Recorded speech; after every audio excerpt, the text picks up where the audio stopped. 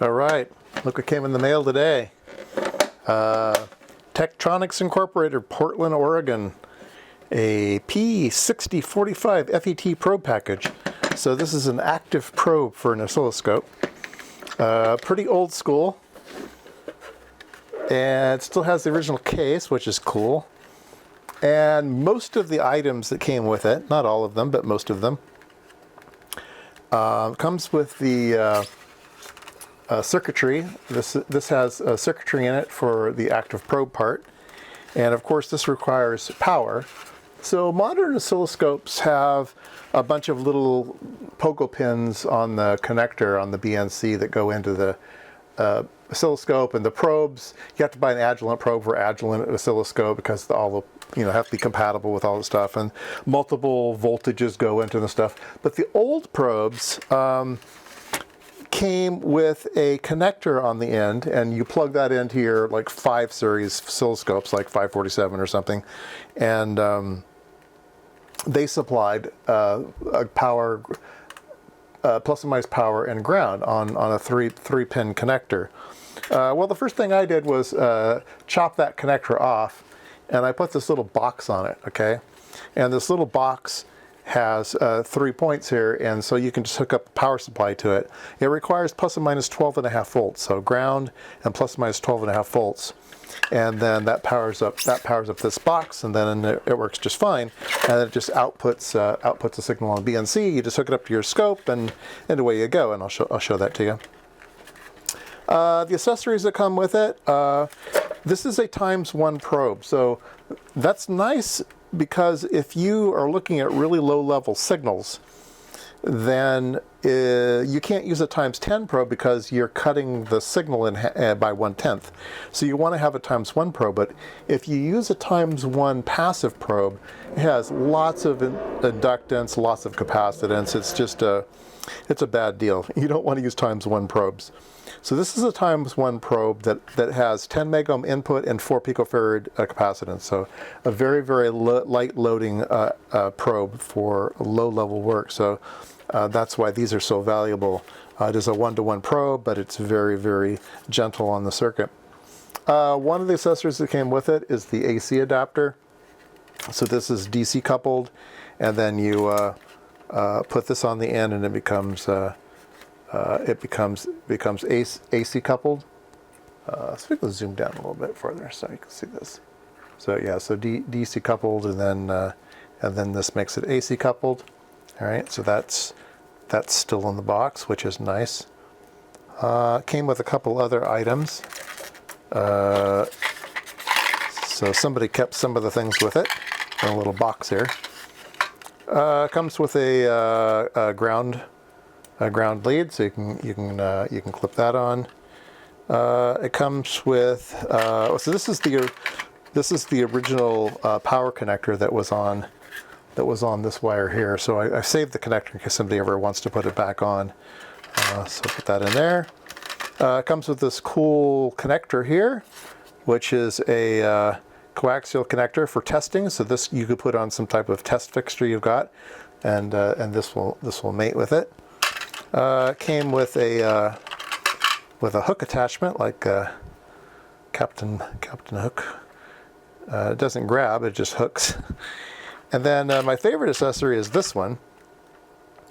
So this one you put on, and now you have two things. This one is ground, and this one's the active one. And I don't want to push on it with my finger because it's pointy. But this one is spring-loaded, okay? So this one's spring-loaded, so you find someplace in the circuit, and then you can come down and make contact with it, with this one being compliant and this one then being your probe. So I really like this probe a lot. That will come in handy. So the probe is pretty fast. I believe it's rated at 250 megahertz, but I believe that was probably limited by the oscilloscope. So I think it's actually quite fast.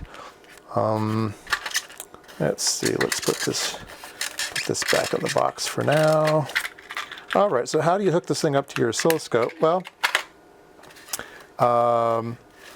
you have to hook this up. So let me show you how you do that. All right. So it is BNC, but it's kind of funny. It's kind of a collet. It's this squeezy collet, and so you put it on your oscilloscope, and then you can tighten it down, and now it becomes part of your oscilloscope, and you have this knob on it. And one of the accessories that was in the box here, this little guy, actually attaches here like this, and it's actually a probe holder. So there you go. That oops, did you see that? You didn't see that, did you? I'm sorry. So this little plastic doohickey here goes on like this, and then this is ends up being a probe holder. So that was included. Oh, that's cool. All right, let's close this. All right, so once it's on the oscilloscope, then you just need to apply power on here, and you're ready to go. So let's do that. All right, so we have a circuit here that we want to probe. We put one of our regular passive probes on it, okay, and we have a nice signal on channel 1. And then channel 4 is going to be our active probe, and it has this big knob on it, and the active knob here is going to be our offset. Now, first thing we have to do though is we have to apply power, okay? So we can do that with a bench power supply. So I'm going to use my bench supply, and I have it set up for plus and minus 12.5 volts, and we can enable that. And there we go. All right. So I've just connected power. So now it should be up and running. And we can see that our blue line is way down at their bottom.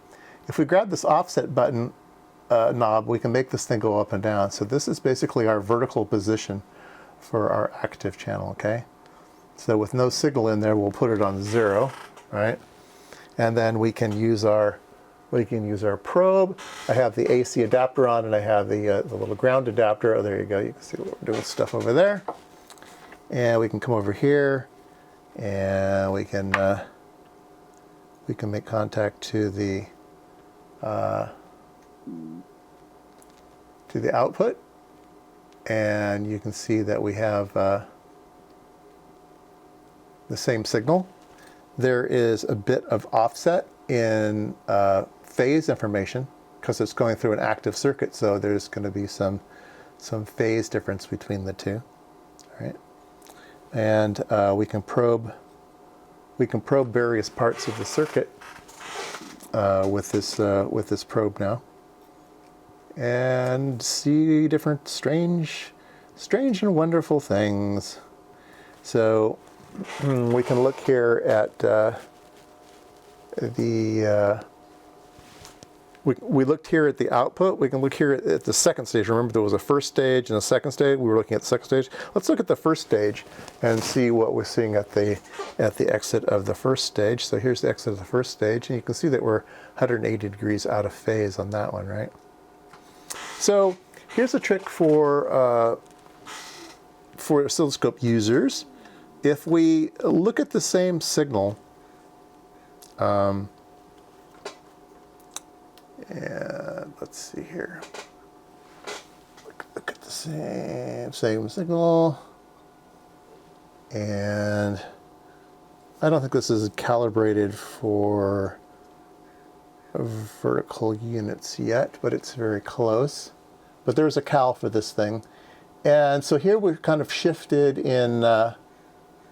We're kind of shifted in space. You can go to your channel 4, and you can hit the skew. It's set to 500 picoseconds right now. If I put it on 0, there we go. So our skew is actually 0, and that's working out well. I had it set to something different on something I was measuring before, but now we have a good phase relationship between the two. All right, so let's look at the output of the first amplifier, and you can see it's a little bit smaller because it has to run through 2 stages, and it's 180 degrees out of phase.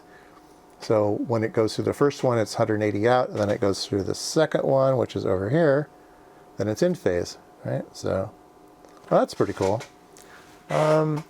So we can come over here and we can start probing. Because this doesn't load the circuit very much, we can actually probe strange things. We can probe like the feedback loop and stuff in the circuit, and we can see kind of some strange waveform. So we'll do a single shot here, and yeah, it's doing weird things. So I don't know quite to make it the circuit, but the probe is really nice that it's able to measure things without loading it down. If you notice, if I have it running here, because I'm monitoring the output, as I actually load things down, the output is not changing, okay? So I'm going to do that same thing. I'm going to load that same point with the other probe on the oscilloscope. This is a normal passive probe, okay? And I'm going to probe that similar spot, and you can see the output starting to go crazy, and here the output goes real crazy. So I'm loading down the circuit with my probe. But if I use the active probe, I'll do it again. I'm going to probe the same two places. I'm going to probe this point. You can see that the output really doesn't change much, and you can probe this point. You can see the output doesn't change at all. So, yeah, it's really nice to be able to have something to look at low signal levels and not load down the signal. Now, the disadvantage to this particular probe is it's a very sensitive probe. Maximum voltage on this thing is plus or minus 1 volt. It will only allow you to measure up to plus or minus 1 volt. Now, for ×1 probe, that's exactly what you want. You want to use it on very small things. Now, it did come with an accessory that I don't have. That is a 10-to-1 attenuator that you can plug on the end of this, and then it will allow you to go to 10 volts. But because you're adding attenuation, you're going to add resistances to ground, you're actually going to load down the circuit again. So it really doesn't help very much having an active probe with a 10-to-1 attenuator on the front. You really need a probe that was designed to do that in the first place. Okay, so this probe is a very good one for ×1 measurements. But yeah, I really like it. I'm just getting used to it. Just came in today, like I said. I had to make the little box to make it work, and had to figure out how to do the offset thing here. And yeah, it looks like it's working pretty good. I have another probe on order, so I'm waiting for that one, and that is a ×10 active probe. So we'll see how that one works, and I think having both of them is probably a good thing. So I've looked for active probes for quite a while, you know, and I kept my eye on them, and you know, a decade ago you couldn't really touch one for around, you know, maybe $175, maybe you could find one, but they were always quite expensive. They've gotten cheap enough now, and this one was uber cheap. Some guy had it listed, and I made him an offer for $40, and I got it for $40, so I think that's a screaming deal. So I did have to hack it, but hey, it's $40, and I don't think that's going to matter one bit.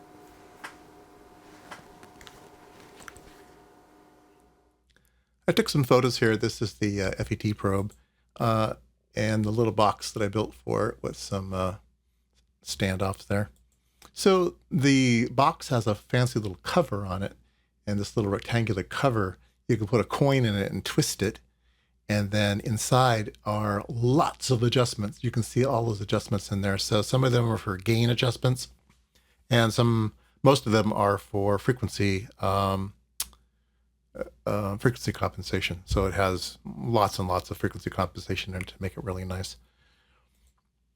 The probe itself is the P6045 1X probe.